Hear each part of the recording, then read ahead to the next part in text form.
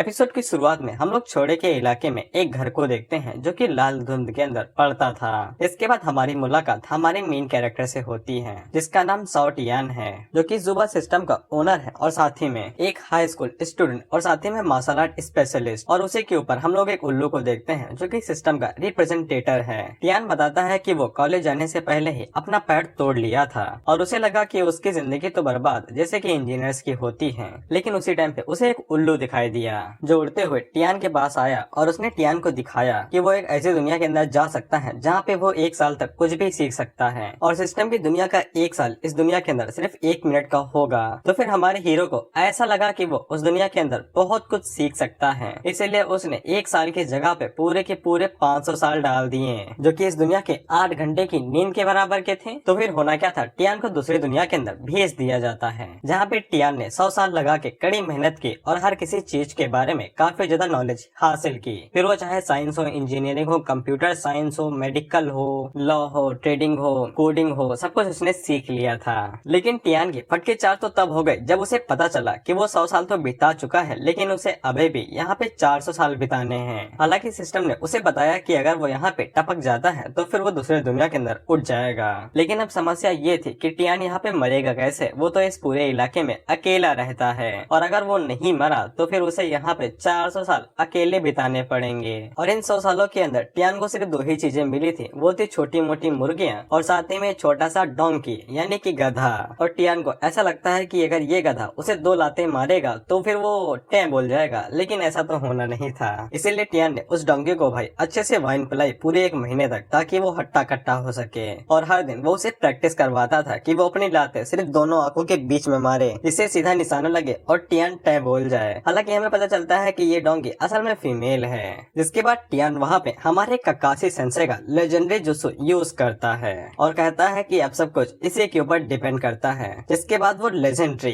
The 1000 year of death jutsu का use करता है और अपनी दोनों कोमल उंगलियां उसी जगह पे घुसाता है जहाँ पे तुम लोग सोच रहे हो। इसके बाद होना क्या था, टियान को भाई 2 लातें बढ़ती हैं और वो उड़ते हुए पीछे जाके गिरता है और अपने मन के अंदर सोचता है कि अब वो फाइनली रियल वर्ल्ड के अंदर जा सकता है। और यहीं पे हमारे टियान की कहानी खत्म होती है। यहीं से हमारी स्टोरी शुरू होती है एक ग्रेट विलन जो कि खुद को मरवाना चाहता है दूसरे लोगों को धमका के। फिर हम लोग फॉर्मिडन एरिया के अंदर 3 लोगों को देखते हैं जिनको पता चलता है कि ये जगह बहुत ज्यादा खतरनाक है क्योंकि यहाँ पे एशियन डीमन ये टियान को दफनाया गया था। हम लोग देखते हैं कि उन 3 लोगों में से एक तो बुढ़ा आदमी होता है जो कि लड़कियों की तरह लगता है और साथ ही में उसकी 2 फीमेल डिसाइपल थी। बुढ़े का नाम फिंगजी है और इसकी उम्र 999 साल की है और ये 4 फील्ड मस्क ट्री नाम की कोई जगह का हेड है। एल्डर दोनों डिसेबल्स को बताता है कि इस जगह पे उस डीमन को दफनाया गया था और एम्परर यहाँ पे इसको प्रोटेक्ट किया करते थे, लेकिन जब से एम्परर टे बोल गए हैं तब से जगह को फॉरबिडन कर दिया गया है और यहाँ पे कोई भी आता जाता नहीं है। एक फीमेल डिसेबल फेंगजी से कहती है कि इस जगह पे ये लाल धुंध बढ़ती हुई जा रही है कि ये किसी दिन पूरी तरीके से साफ भी होगी। हमें तो चलता है कि इसका नाम बुई हुई है जो कि उस फील्ड जिसका ये फेंगजी हेड है ना उसकी सेकंड एम्प्रेस है। इस पे फेंगजी आगे से कहता है कि हाँ ये जगह साफ हो जाएगी। इस पे सेकंड एम्प्रेस जिसका नाम जी है और ये उसी फील्ड की फर्स्ट एम्प्रेस है, वो पूछती है कि जब धुंध हट जाएगी तब क्या होगा। इस पे फेंगजी आगे से बताता है कि एम्परर ने एक कहानी सुनाई थी, वो उनको ये चिपका देगा। फेंगजी उन्हें बताता है कि एम्परर ने कहा था जब ये लाल धुंध यहाँ से चली जाएगी तो पुरानी लाइफ यहाँ से मिट जाएंगी और नई लाइफ जाग उठेगी। इस पे बू हुई कहती है कि इसका मतलब तो ये हुआ जब ये धुंध यहाँ से हट जाएगी तो डीमन लॉर्ड दोबारा रिबॉर्न होगा। जिससे बू भी काफी ज्यादा घबरा जाती है क्योंकि इससे पूरी दुनिया के बहुत ज्यादा नुकसान हो सकते हैं। जिस पे फेंगजी आगे से कहता है कि इसीलिए हम इसे रोक सकते हैं अगर कोशिश करेंगे। इस पे दोनों एम्प्रेस उसे पूछती हैं क्या फेंगजी ने लास्ट एम्प्रेस को भी देखा था, क्योंकि अगर उसे ये कहानी पता है। इस पे फेंगजी आगे से कहता है कि बिल्कुल उसने देखा था। उसी टाइम पे हम लोग धुंध गैदर डोंकी को देखते हैं और इसका नाम है डोंकी है, DONGQI। मैं बोलूंगा भी तब भी तुम्हें डोंकी ही सुनाई देगा, इसीलिए यही रखते हैं। डोंकी भागते हुए जा रहा था और वह इस बात से काफी खुश था कि टियान उसे पूरे 1 महीने तक स्पिरिचुअल वाइन पियाते आ रहा है और स्पिरिचुअल वाइन पीने की वजह से अब ये डोंकी अपनी ह्यूमन फॉर्म में भी आ सकता था।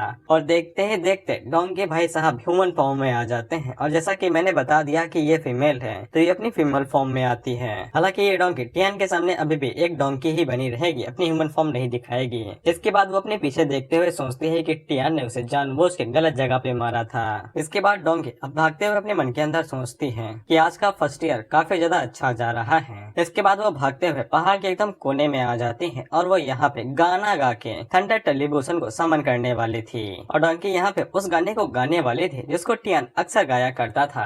और स्क्रिप्ट में बता देता हूँ कि टियान गाना नहीं गाता था, वो बस दारू पी के बड़बड़ाता रहता था। इसके बाद डोंकी वहाँ पे गाना शुरू करती है और इधर हम इन तीनों को देखते हैं और इन तीनों को भी गाना सुनाई देता है। लेकिन फेंगजी आगे से कहता है कि गाने के अंदर एक खूबसूरत चार्म है। वहीं पे बू हुई जी से कहती है क्या उसे सब कुछ समझ में आ रहा है, क्योंकि जी के पास मेलोडी को समझने की एबिलिटी थी। जिसपे जी भी आगे से यही कहती है कि उसने पहली बार ये गाना सुना है। उसी टाइम पे हम लोग डोंकी को देखते हैं जो कि भाई बेसुरी आवाज में गाना गा रही थी। लेकिन हम लोग जी को देखते हैं और उसको ये गाना बहुत ज्यादा मीठा लगता है। जी बताती है कि ये तो सेलेस्टियल सॉन्ग की महक लगती है। और इसके बाद वो वहाँ पे बैठ के कल्टीवेट करने लगती है, क्योंकि सेलेस्टियल सॉन्ग से स्पिरिचुअल एनर्जी भी निकल रही थी। और देखते ही देखते जी वहाँ पे ब्रेक थ्रू भी कर जाती है। इसे बू हुई काफी ज्यादा हैरान होती है, जिससे फेंगजी काफी हैरान होता है कि इस खतरनाक जगह पे ये मौका कहाँ से मिल गया। उसी टाइम पे हम लोग डोंकी को देखते हैं जो कि पूरी रात बेसुरी आवाज में गाना गाती रहती है। और सुबह होती है तो वो सोचती है कि थंडर टेलीविजन क्यों नहीं आया। टियान के गाना गाने से तो वो आ जाता था, लेकिन वो इस बात से हैरान हो जाती है कि लाल धुंध वहाँ से गायब हो गई थी। और वो ये सोच ही रही थी कि लाल धुंध अचानक से गायब क्यों हो गई। उसी टाइम पे हम लोग जी को देखते हैं जो कि जब गुफा से बाहर निकलती है तब उसे पता चल जाता है कि डोंकी ही पूरी रात बेसुरी आवाज में गाना गा रही थी। डोंकी भी उस तरफ देखते हुए कहती है कि कौन सूखी डंडी अपना हाथ हिला रही है। और जब वो जी की तरफ अच्छे से देखती है तब उसे पता चलता है कि ये तो इंसानी कल्टीवेटर है, जिनको देख के डोंकी काफी ज्यादा डर जाती है। डोंकी तुरंत वहाँ से भागते हुए कहती है कि मैं इनको खुद को मारने नहीं दे सकती हूँ, मुझे मास्टर को तुरंत इसके बारे में बताना होगा। और वो बुलेट ट्रेन की रफ्तार से वहाँ से भाग जाती है। वहीं पे जी के चिल्लाने की वजह से उन दोनों को होश आ जाता है और दोनों ही सोचते हैं कि ये बेवकूफ चिल्ला क्यों रही है। उसी टाइम पे बूहोई की नजर बाहर पड़ती है तो बाहर बिल्कुल साफ साफ था, जिससे वो दोनों घबरा जाते हैं कि रातों रात धुंध कैसे गायब हो गई। खैर उसी टाइम पे हम लोग जी को देखते हैं जो कि अपनी शॉर्ट के ऊपर बैठती है और डोंकी का पीछा करते हुए टियान के घर की तरफ जाने लगती है। वो दोनों जैसे ही देखते हैं किसी उसके पीछे जा रही है तो वो तुरंत अपनी शॉर्ट के ऊपर बैठते हैं और जी का पीछा करने लगते हैं, क्योंकि ये जगह काफी खतरनाक थी। उसी टाइम पे हम लोग टियान को देखते हैं जो कि वाइन पी के एकदम धुत पड़ा हुआ था, कोई भी होश नहीं था। उसी टाइम पे डोंकी उसके पास भागते हुए आता है और उसे बताने की कोशिश करता है, लेकिन ढेंचू ढेंचू के अलावा कुछ भी नहीं कह पाता है। हम लोग टियान को देखते हैं, वो सोचता है कि मैंने इतनी ज्यादा वाइन पी थी, अभी तक लीवर खराब होने की वजह से मरा क्यों नहीं। खैर उसी टाइम पे वहाँ पे वो तीनों भी आ जाते हैं, लेकिन वो तीनों इन सभी चीजों से इतने ज्यादा हैरान हो गए थे कि बारी बारी से एक बात कहते हैं कि ये डोंकी तो एक इंसान में भी बदल सकता है। वहीं पे वो हुई आगे से कहता है कि उसके अलावा यहाँ पे एक बंदा भी है जो कि इस फॉरबिडन एरिया के अंदर रह रहा है। वहीं पे फेंगजी एक ही नजर में पहचान जाता है कि टियान के पास एब्सोल्यूट पावर है, वो बहुत ज्यादा शक्तिशाली है। वहीं पे टियान भी उन तीनों को देख के काफी ज्यादा हैरान हो गया था कि ये तीनों साला पतली से शॉर्ट के ऊपर उड़ कैसे पा रहे हैं, फिजिक्स कहाँ पे गई। इसके बाद उसे समझ में आ जाता है कि ये दुनिया कल्टीवेशन की दुनिया है। टियान अपने मन के अंदर सोचता है कि एक सिस्टम ने मुझे धोखा दिया और मैं यहाँ पे 400 सालों के लिए फंस चुका हूँ। लेकिन इतना ही नहीं, ये पूरी दुनिया कल्टीवेशन से भरी हुई है। यहाँ पे मुझसे ज्यादा ताकतवर लोग हैं जो मुझे एक पल में मार सकते हैं। खैर इसके बाद टियान को याद आता है कि उसे मारना ही तो है और वो आगे से मुस्कुराने लगता है। वहीं पे फेंगजी अपने मन के अंदर सोचता है कि टियान एशियन डीमन का रिबॉर्न फॉर्म है, इसीलिए इन लोगों को टियान को जल्दी मारना पड़ेगा, नहीं तो फ्यूचर में टियान बहुत ज्यादा तबाही मचा सकता है। और वो अपने मन के अंदर सोचता है कि मैं इसे अभी के अभी क्यों ना मार दूं। लेकिन उसी टाइम पे उसको टियान के अंदर से निकलती हुई भयानक ताकत महसूस होती है और उसे समझ में आ जाता है कि तुम टियान को भले ही न मार सको, टियान तुम्हें मार देगा। फेंगजी अपने मन के अंदर सोचता है कि उसकी जिंदगी का बस एक ही साल बचा हुआ है और वैसे भी वो एक पुरानी गाड़ी है, जल्द ही चलना बंद हो जाएगी। लेकिन अगर वो अपने डिसाइपल्स का इस्तेमाल करे जो उसके साथ आए हैं और वो दोनों ही अपनी प्राइम फॉर्म में हैं, तो शायद से वो लोग टियान को हराने के 1% चांसेस में हो सकते हैं। उसी टाइम पे बू हुई अपनी शॉट को निकाल लेती है क्योंकि वो डोंकी उन्हें चिढ़ा रहा था। वो हुई अपनी शॉट को निकाल के, हम लोग इसको भाई हुई बोलेंगे, बू हुई बोलना सही नहीं लग रहा है, वो डोंकी को भाई मॉन्स्टर कहने लगती है। उसी टाइम पे फेंगजी उसे कहता है कि थोड़ा इज्जत से बात करो, वो गुस्सा भी हो सकते हैं। वहीं पे टियान अपने मन के अंदर सोचता है कि ये तो शॉट निकाल रही है, ये थोड़ी सी स्किलफुल है, जल्दी से चलाओ मेरी गर्दन पे ये तलवार और मुझे मार दो। वहीं पे डोंकी अपने मन के अंदर सोचती है कि देखते हो तुम मास्टर के सामने मुझे कैसे मार सकती हो। फेंगजी आगे बढ़ता है और टियान को इज्जत देते हुए उससे उसका नाम पूछता है। इस पे टियान अपना नाम बताता है और कहता है कि मैं तो ऑर्डिनरी बंदा हूँ, इस अकेले घर में रहता हूँ तन्हाई के साथ। फेंगजी अपने मन के अंदर सोचता है कि एशियन टाइम में तुम्हारा नाम मी टियान हुआ करता था और तुमने इस जिंदगी के अंदर अपना नाम साओ टियान कर लिया है, लेकिन नाम बदल लेने से जो तुमने पिछली जिंदगी में पाप किए थे वो थोड़ी ना बदल जाएंगे। वहीं पे टियान अपने मन के अंदर सोचता है कि मैं इन्हें कैसे मजबूर करूं कि ये मेरी गर्दन काट दें, या फिर मुझे इन्हें घर में इनवाइट करके मौके की तलाश करनी चाहिए। वहीं पे फेंगजी अपने मन के अंदर सोचता है कि चाहे जितनी भी कोशिश कर लो मेरी डिवाइन आंखों से बच नहीं पाओगे। टियान उन लोगों को घर के अंदर इनवाइट करता है चाय पीने के लिए, जिसके लिए वो लोग मान जाते हैं बिना कुछ सोचे समझे। फेंगजी अपने मन के अंदर सोचता है कि अगर मैं टाइगर की गुफा के अंदर नहीं घुसूंगा तो फिर उसे मारूंगा कैसे। इसके बाद वो सभी लोग घर के अंदर जाने लगते हैं। वहीं पे डोंकी दोनों बहनों को घूर के देख रही थी। इसके बाद वो सभी लोग घर के अंदर जाते हैं। टियान उन लोगों से कहता है कि वो थोड़ा सा खाने की तैयारी करने के लिए जा रहा है। इसके बाद वो भागते हुए तुरंत खाने के लिए तैयारी करने के लिए निकल जाता है। वहीं पे डोंकी उन तीनों को भाई अंदर देख रही थी। फेंगजी आगे से कहता है कि ये पूरी जगह एक ईवल गुफा की तरह है। यहाँ पे पूरी तरीके से स्पिरिचुअल एनर्जी फैली हुई है, बिना किसी दिक्कत के ये पूरी जगह उसी डीमन की है। वहीं पे हम लोग देखते हैं कि हुई आगे से कह रही थी कि ये पूरी जगह स्पिरिचुअल एनर्जी से भरी हुई है और ये सारी स्पिरिचुअल एनर्जी बहुत ज्यादा हाई लेवल की है। जी आगे से कहती है कि अगर वो लोग यहाँ पे कल्टीवेट करेंगे तो उनकी कल्टीवेशन बहुत जल्दी होगी और वो लोग जल्दी जल्दी ब्रेक थ्रू भी कर सकते हैं। हालांकि फेंगजी उन लोगों से कहता है कि उन्हें यहाँ पे सावधान रहना चाहिए और अपने गार्ड को डाउन नहीं करना चाहिए, क्योंकि ये पूरी जगह ईवल से भरी हुई है। और साथ ही में टियान ने एक डोंकी को पाल रखा है जो कि एक डीमन है, इसीलिए वो बहुत ज्यादा खतरनाक हो सकता है। उसी टाइम पे हम लोग देखते हैं कि वो डोंकी उन लोगों से कहता है कितने बदतमीज हो। इसके बाद वो अपनी ह्यूमन फॉर्म में आ जाती है और उनसे कहती है कि मास्टर की टेक्निक बहुत ज्यादा हाई लेवल की है, तुम जैसा नॉर्मल इंसान उसे देख ही नहीं पाएगा। वो जैसे ही डोंकी को भाई इंसान में बदलता हुआ देखती है वो तुरंत अपनी स्वॉर्ड निकाल देती है और डोंकी के ऊपर हमला कर देती है। हालांकि डोंकी अपनी 2 उंगली का इस्तेमाल करके ही आसानी के साथ स्वॉर्ड को ब्लॉक कर लेती है, जैसे हुई के पैरों तले जमीन खिसक जाती है, क्योंकि डोंकी बहुत ज्यादा शक्तिशाली थी। हमें बताया जाता है कि डोंकी कम से कम 100 साल की है और उसका लेवल बहुत ज्यादा है, जितना लेवल फेंगजी का है उससे ज्यादा। डोंकी उन दोनों से कहती है तुम्हें क्या लगता है कि मैं सुबह से क्यों भागी थी? मैं सुबह सिर्फ इसलिए भागी थी क्योंकि वो पूरा इलाका ह्यूमन रेस के पास पड़ता है, लेकिन क्या तुम दोनों बच्चियों को सच में लगता है कि मैं तुम्हें हरा नहीं सकती हूँ? फेंगजी माहौल को गर्म होते हुए देख के कहता है कि हम यहाँ पे गेस्ट की तरह आए हैं तो हमारी बेइज्जती नहीं होनी चाहिए। इस पे डोंकी समझ जाता है कि वो चालाक है, इसीलिए वो तुरंत अपनी एबिलिटी का यूज करके हुई की शॉट को फिर से ठीक कर देती है और उसके मयान में डाल देती है, जिससे हुई फिर से हैरान, क्योंकि उसने आज से पहले इतने शक्तिशाली मॉन्स्टर को देखा ही नहीं था। डोंकी जाते हुए उन लोगों से कहता है कि खाना खाओ और यहाँ से दफा हो जाओ, दोबारा दिखाई मत देना। मेहमानों के साथ ऐसे ही मेहमान नवाजी की जाती है। इसके बाद वो अपनी डोंकी वाली फॉर्म में आती है और पाद के वहाँ से चली जाती है। जी आगे से कहती है कि डोंकी के साथ साथ इसका पाद भी एक्स्ट्रा ऑर्डिनरी है, बहुत ज्यादा बदबूदार है। फिर वहाँ पे खाना लगा दिया जाता है और टियान उनके मेहमान नवाजी कर रहा था। टियान उनके लिए जो खाना लेके आया था उनमें सिर्फ सब्जियां थी, मीट नहीं था। लेकिन वो बाद में एक बहुत बड़ा वाइन का बोतल निकालता है और कहता है कि अपने पास बहुत ज्यादा माल है। इसके बाद वो वाइन सर्व करते हुए सोचता है कि ये जैसे ही इस वाइन को पी लेंगे तब ये बौरा जाएंगे। मैंने उस डोंकी को थोड़ी सी पिलाई थी तो वो बौराया फिर रहा था।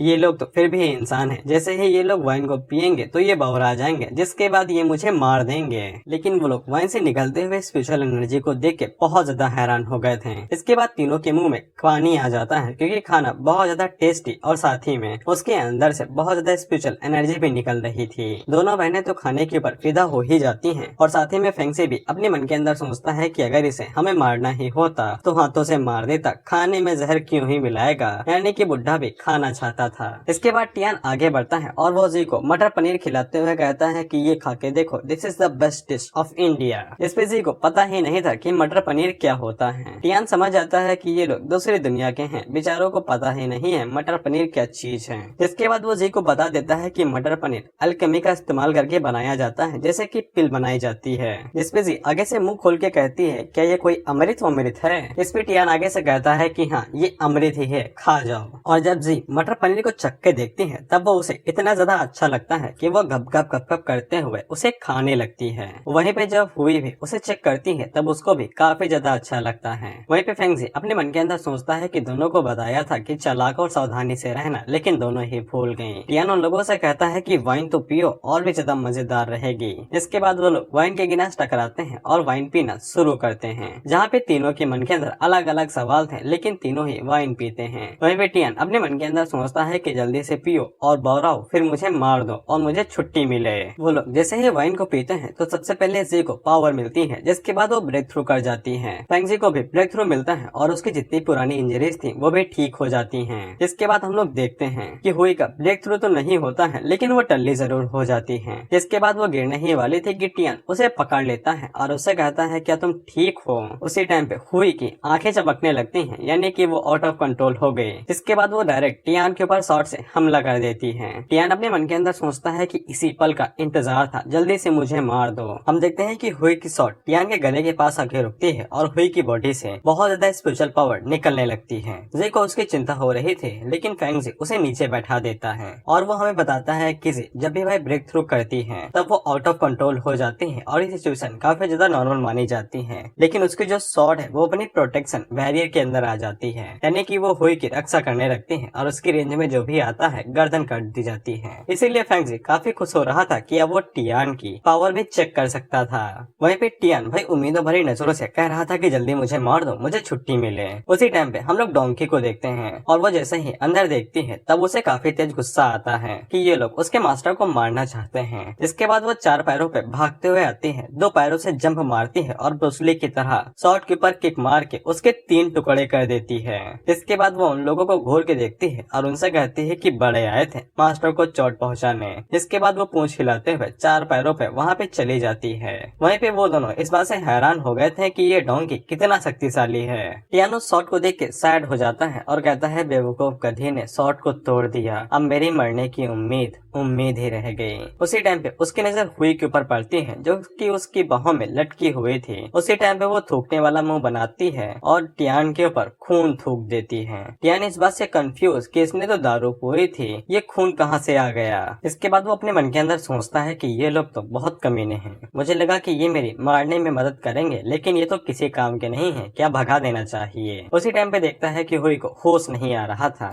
टियान अपने मन के अंदर सोचता है कि उसने यहाँ पे 100 सालों में कई सारे फील्ड में महारत हासिल कर ली है, इसलिए वो मेडिकल में भी काफी ज्यादा अच्छा है। और टियान इसी बात को सोच के अपने हाथ को नीचे करता है और उसके अंदर से एक थैली निकालता है और उस थैली के अंदर थी कई सारी सुइयां और वो चिल्ला के कहता है कि इस महाबली को इसको ठीक करने दिया जाए। फिर टियान नीचे बैठता है और हुई के हाथों को चेक करके बताता है कि हुई की यिन और यांग की अनस्टेबल है और ये काफी ज्यादा सीरियस कंडीशन है। इस पे फेंगजी बताता है कि ये जब पैदा हुई थी तब इसी कंडीशन के साथ पैदा हुई थी। वहीं पे टियान से पूछती है कि उसकी बहन ठीक तो हो जाएगी ना। टियान उसे कहता है कि इसके नाभे, पैर के पंजों और टांगों से सारे कपड़े हटा दो। फिर इसे जल्दी से सारे कपड़े हटा देती है जहाँ पहाड़ पे हटाने थे। इसके बाद टियान अपनी सुइयां निकालता है और सुइयों के अंदर थोड़ी सी एनर्जी थी और वो उनका इस्तेमाल करते एक्यूपंक्चर मेथड का इस्तेमाल करके हुए पाँव, नाभि और नाक के ऊपर सुइयां लगा देता है, जिनकी मदद से जो यिन और यांग की थी वो स्टेबल होने लगती है और वहाँ पे एक कैंची बन जाती है। थोड़ी देर में हुई को होश भी आ जाता है, जिससे सभी लोग काफी ज्यादा खुश हो जाते हैं। लेकिन टियान इस बात से हैरान था कि उसकी उस दुनिया वाली एक्यूपंक्चर मेथड यहाँ पे कल्टीवेशन की दुनिया में काम कर रहे हैं। हुई उन लोगों से पूछती है कि उसके नाक के ऊपर ये सुई क्या कर रही है। इस पे फेंगजी उसे कहता है कि उसे चिंता करने की जरूरत नहीं है, ये बस उसको ठीक कर रही है। इसके बाद फेंगजी हमें बताता है कि एशियन डेमन मी टियान भी इस तरह की सुइयों का इस्तेमाल किया करता था लोगों को तड़पाने के लिए। हालांकि उसे इससे कोई फर्क नहीं पड़ता है कि ये कितनी ज्यादा डरावनी और इवल टेक्निक है। जब तक उसकी डिसाइपल ठीक होती है तब तक कोई भी दिक्कत नहीं है उसे इन सब चीजों से। फेंगजी हुई को बताता है कि टियान की मेडिकल टेक्निक की वजह से वो इतनी आसानी के साथ ठीक हुई है। हुई टियान को शुक्रिया कहती है तो टियान आगे से कहता है कोई बात नहीं है और वो इस बात से काफी ज्यादा खुश था कि उसकी मेहनत थोड़ी सी तो रंग लाई, कि वो किसी के काम तो आया। इसके बाद टियान को याद आता है कि उसे तो मरना था, अब उसे फिर से कोशिश करनी पड़ेगी जिसमें वो दोबारा मर सके। फिर हुई की नजर उसके शॉट के ऊपर पड़ती है जिसके 3 टुकड़े हो चुके थे और वो बेचारी बहुत ज्यादा निराश हो जाती है क्योंकि वो अपनी शॉट को एक साथी की तरह देखती है। टियान उसे माफी मांगता है कि डोंकी की वजह से उसकी शॉट के ये हालात हो गए। हालांकि हुई को कोई भी दिक्कत नहीं थी क्योंकि डोंकी ने ये काम अपने मास्टर को बचाने के लिए किया है। हुई कहती है कि इसमें किसी की गलती नहीं है, ब्रेक थ्रू करते हुए उसने कंट्रोल खो दिया, इसीलिए ये गलती उसकी है, लेकिन वो अपनी शॉट को एक प्रॉपर बुरियल देना चाहती थी, यानी कि इज्जत के साथ दफनाना। इस पे फेंगजी आगे से कहता है कि वो हमेशा से ही अपनी शॉट को एक साथी मानते हुए आई है, इसीलिए वो लोग शॉट को भाई अच्छे से अलविदा कहेंगे। हुई टियान से थोड़ी सी वाइन मांगती है शॉट को चढ़ाने के लिए। टियान कहता है कि वाइन देने में दिक्कत तो नहीं है, लेकिन उसके पास वाइन बची ही नहीं हैं। इसीलिए टियान भागते हुए एक स्क्रोल के पास जाता है। दरअसल हमारी दुनिया के अंदर बताया जाता है ना कि हम लोग मरने वाले को खाने के अलावा और भी कुछ चीजें दे सकते हैं। इसीलिए टियान सॉर्ड को दफनाते समय उसके लिए कुछ शब्द लिखना चाहता था। फिर टियान अपने पेन को पकड़ता है और वहाँ पे लिखना शुरू करता है और टियान अलग अलग तरह की मार्शल आर्ट्स के बारे में लिख रहा था जो कि इन लोगों के लिए मार्शल आर्ट फॉर्म है और टेक्निक है। और उसके लिखने से ही वहाँ पे इतनी ज्यादा स्पिरिचुअल एनर्जी रिलीज होती है कि वो सभी लोग हैरान रह गए थे। टियान स्क्रोल हुई को दे देता है और उससे कहता है कि ये स्क्रोल एक चढ़ावे और माफी के पत्र की तरह है और साथ ही में ये डिवाइन वेपन को रिस्पेक्ट भी देगा।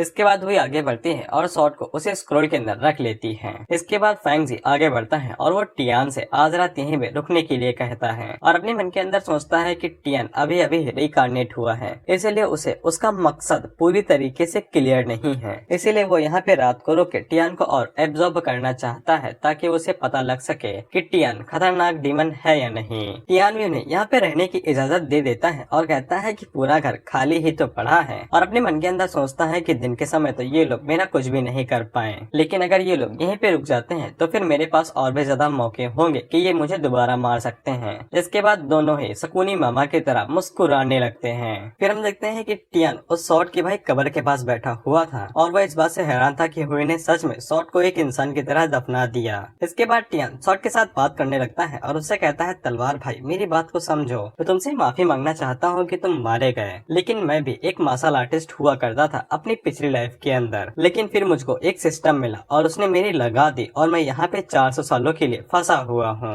और मेरी टांग एक लड़की को बचाते हुए चली गई थी, जिसके बाद मैं पता नहीं मार्शल आर्टिस्ट बन पाता कि नहीं। इसीलिए मैंने पढ़ाई लिखाई पे फोकस कर दिया और मैं काफी अच्छा स्टूडेंट बन गया। हालांकि यहाँ पे आने की वजह से मेरी टांग तो ठीक हो गई है, लेकिन मुझको ये समझ में नहीं आ रहा है क्या मैं खुद को एक मार्शल आर्टिस्ट मान सकता हूँ या नहीं। उसी टाइम पे टियान के मुंह को छूते हुए हवा का झोंका निकल जाता है, जिसे टियान को एक संदेशा मिल जाता है कि तलवार भाई ने उसे थम्स अप किया है कि वो मार्शल आर्टिस्ट बन सकता है। टियान उसे कहता है कि मुझे कंफर्ट करने के लिए काफी शुक्रिया। इसके बाद वो उसे कहता है कि मुझे बहुत ज्यादा दुख है कि तुम मेरी वजह से मारे गए और मैंने जो तुम्हारे लिए टेक्निक्स लिखी थी वो इतनी काफी नहीं होंगी, इसीलिए मैं तुम्हें मार्शल आर्ट्स के कुछ सेट दिखा देता हूँ, यानी कि मूव्स। इसके बाद टियान वहाँ पे अपनी मार्शल आर्ट की प्रैक्टिस करने लगता है और मूव्स दिखाने लगता है जिनको ताइची कहा जाता है। हम देखते हैं ताइची परफॉर्म करने की वजह से टियान की बॉडी से बहुत ज्यादा स्पिरिचुअल एनर्जी निकलने लगती है और वह जैसे जैसे मूव को परफॉर्म करता है और ज्यादा स्पिरिचुअल एनर्जी निकलती है। उसी टाइम पे हम लोग जी को देखते हैं जो कि सुसु करने के लिए बाहर निकली हुई थी और तभी उसको बाहर से आते हुए स्पिरिचुअल एनर्जी दिखाई देती है। इसके बाद जब वो बाहर जाती है तब वो टियान को उस तरह के मूव्स को परफॉर्म करते हुए हैरान हो जाती है और अपने मन के अंदर सोचती है कि टियान जैसे जैसे मूव्स को परफॉर्म कर रहा है वैसे वैसे भी और ज्यादा दाव को रिलीज कर रहा है और स्पिरिचुअल एनर्जी भी, और वो कुछ ही देर में इतने सारे दाव को देख के हैरान हो जाती है। जिसके बाद वो भागते हुए हुई के पास जाती है और उसे सारी चीजें बता देती है कि टियान वहाँ पे मूव्स को परफॉर्म कर रहा है और उसके परफॉर्म करने की वजह से वहाँ पे दाव निकल रहा है,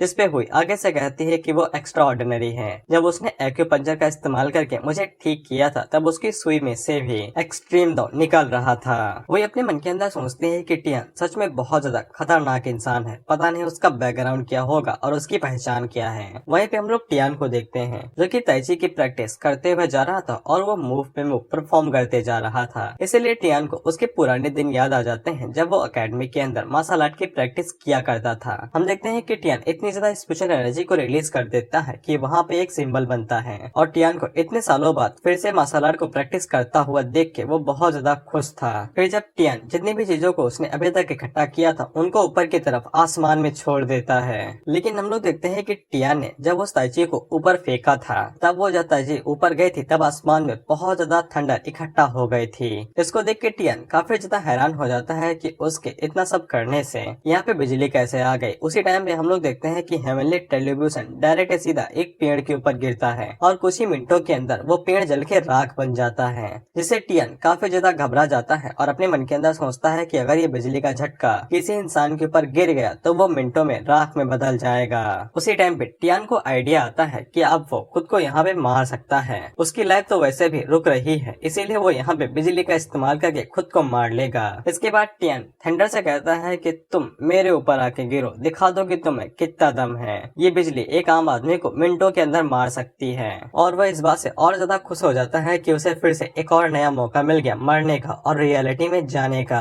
उसी टाइम पे हम लोग जी को देखते हैं जो कि टियान के मूव्स को मिमिक करने की कोशिश कर रही थी, लेकिन जब वो उन्हें मिमिक करती है तब उसके अंदर से कुछ भी नहीं निकलता है। वो बस हवा में अपने हाथ पैर हिला रही थी, जिसपे वो निराश हो जाती है कि वो दाव को रिलीज नहीं कर पा रही है। वो उसके सर को सहलाती है और उसे बताती है कि टियान एक्स्ट्रा ऑर्डिनरी बंदा है, वो लोग उसकी पावर को समझ ही नहीं सकते हैं। और वैसे भी जी का लेवल अभी काफी ज्यादा कम है और इस तरह की चीजों करने से जो दाव निकलता है उसके लिए मार्शल आर्ट्स को समझना बहुत ज्यादा जरूरी है, वो भी एक हाईएस्ट लेवल पे। लेकिन जी की कल्टीवेशन कम है, इसीलिए वो दूध पीती बच्ची है। इस पे जी निराश हो जाती है कि अब वो हुई की मदद नहीं कर सकती है। वे उसे कहती है कि उसने इच्छा जताई कि वो उसकी मदद करना चाहती है। वो इस बात से काफी ज्यादा खुश हुई। जब वो आगे चल के ताकतवर हो जाएगी तब वो पक्का हुई की मदद करने में कामयाब होगी। उसी टाइम पे हम लोग डोंकी को देखते हैं जो कि बाहर से उनकी बातें सुन रही थी और मुंह बना रही थी। इसके बाद वो अपने दो पैरों पे खड़ी होती है और अपने ह्यूमन फॉर्म में आ जाती है और वो कहते हैं कि तुम इंसान समझ ही नहीं पाओगे कि मास्टर कितने ज्यादा शक्तिशाली हैं। इसके बाद डोंकी इस बात से काफी ज्यादा खुश हो जाती है कि उसने टियान को ताइची की प्रैक्टिस करते हुए देख लिया और वो फैसला करती है कि वो भी यहाँ पे ताइची की प्रैक्टिस करेगी और उसी तरह से मूव्स को मिमिक करेगी जैसे कि टियान करता है। इसके बाद वो हंसते हुए भागते हुए बाहर निकल जाते हैं मूव्स को प्रैक्टिस करने के लिए।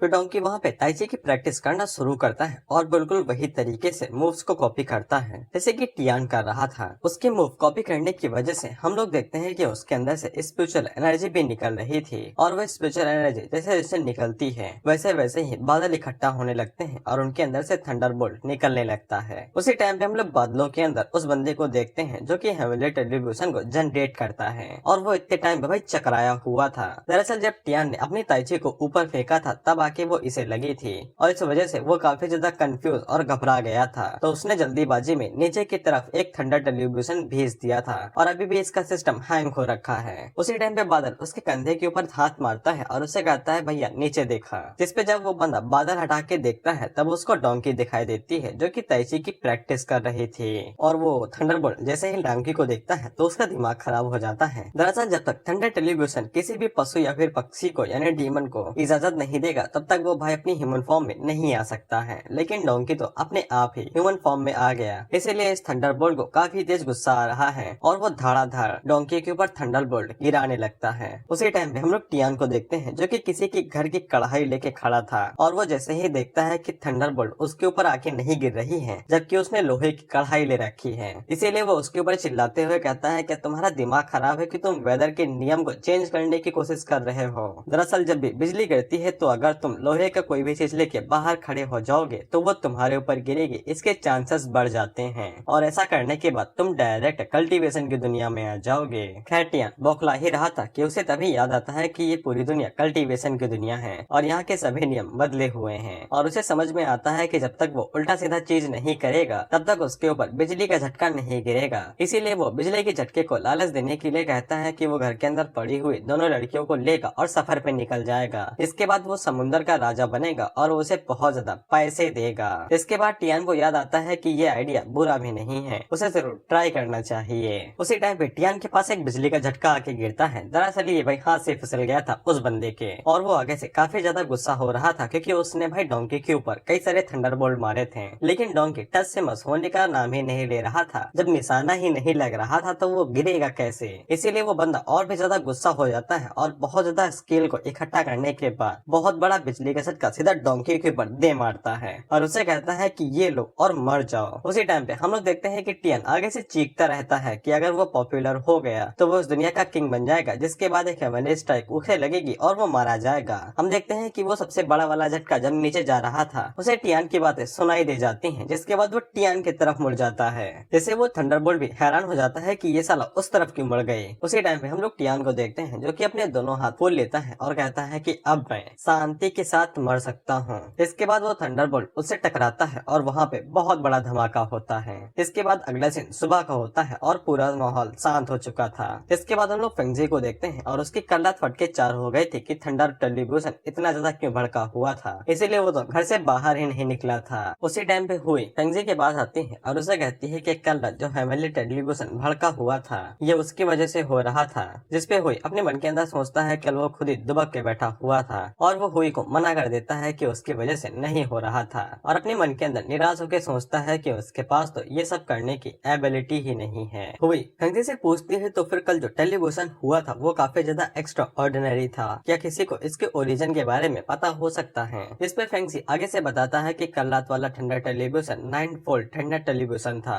और ये इतना ज्यादा दमदार होता है कि ये पूरे लैंड को डिस्ट्रॉय कर सकता है। और ऐसा माना जाता है कि ये ठंडा टेलीविजन सिर्फ तभी आता है जब कोई एक्स्ट्रा ऑर्डिनरी का वंशज पैदा हुआ हो। उसी टाइम बेजी हैरान होकर पूछती है कि 9 वोल्ट ठंडा टेलीविजन इतना ज्यादा शक्तिशाली है। इस पे फेंगजी आगे से कहता है कि उसे तो पता ही नहीं है क्योंकि उसने ये कहानी सिर्फ सुनी थी और वैसे भी 9 वोल्ट ठंडा टेलीविजन को देखे हुए 1000 साल से भी ज्यादा हो चुका है। इसके बाद फेंगजी को टियान के बारे में याद आता है कि वो भी एक्स्ट्रा ऑर्डिनरी है और उसके लिए पूरे कल्टीवेशन वर्ल्ड को डिस्ट्रॉय करना बच्चे को मारने जितना आसान है। लेकिन सोचने वाली बात तो ये है कि अगर टियान इतना ही ज्यादा खतरनाक है तो ये लोग अभी तक सही सलामत कैसे हैं? उसने अभी तक इन्हें क्यों नहीं मारा? उसी टाइम पे वहाँ पे टियान आता है अपनी लोहे की कढ़ाई लेके और उसके कपड़े जले हुए थे, जिसे फेंगजी तुरंत समझ जाता है कि ये बंदा ही उन सभी ठंडा टेलीविजन के लिए जिम्मेदार था। लेकिन वो इस बात से हैरान हो जाता है कि टियान को एक खरोच तक नहीं आई थी इतने ताकतवर ठंडा टेलीविजन को झेलने के बाद भी। फिर टियान हुई से पूछता है कि उसकी तबीयत कैसे है। इस पे हुई बताती है कि उसके इलाज से वो काफी ज्यादा ठीक है। टियान उसे कहता है कि उसे आराम की जरूरत है और वो अगले दिन उसका नया सेशन शुरू करेगा।